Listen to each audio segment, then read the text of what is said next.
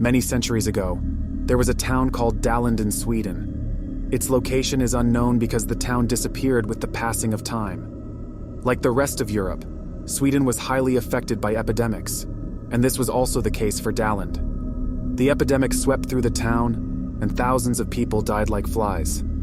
At first, the villagers tried to bury their dead and sought refuge in the churches, but soon the churchyards were full, and when the townsfolk saw that not even the church could protect them, they fled from their homes into the woods and up to the mountains.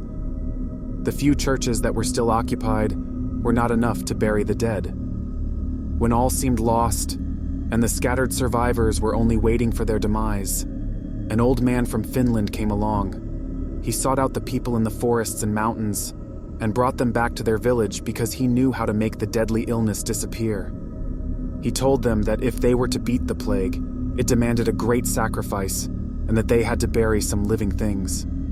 Not knowing anything else to do, the villagers decided to follow his advice. They took their only rooster and buried it alive, but the plague ravaged them more violently than ever. They then thought they needed to make an even greater sacrifice, so they buried their only goat, who was still providing them milk. But the plague claimed even more victims. So, they asked the old man what to do, and he told them to up the stakes and bury something which would prove to be the ultimate sacrifice. They had to bury one of their own. In the village, there was a boy, a child, whose parents had died before the plague. He was poor and a well-known beggar around there. Since he owned nothing and had no family who would miss him, and since he had been living off the food provided by the townsfolk, they thought it best if he became their sacrifice. He had only survived by their goodwill, and it was therefore only suiting that it was this child's life that should end the horrors of the plague.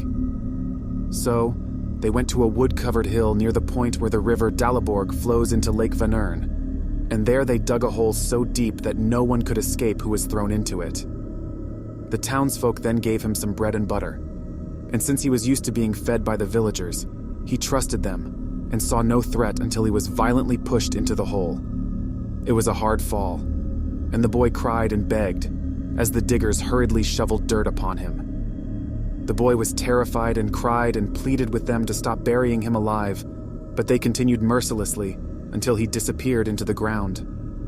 Then they stomped the fresh soil to prevent him from digging himself free. In hopes of being rid of all disease, the villagers left the poor child to its fate, but as they were about to return home, they could still hear his cries from below.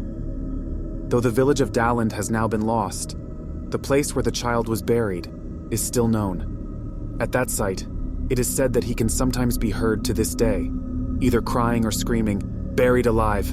Buried alive!"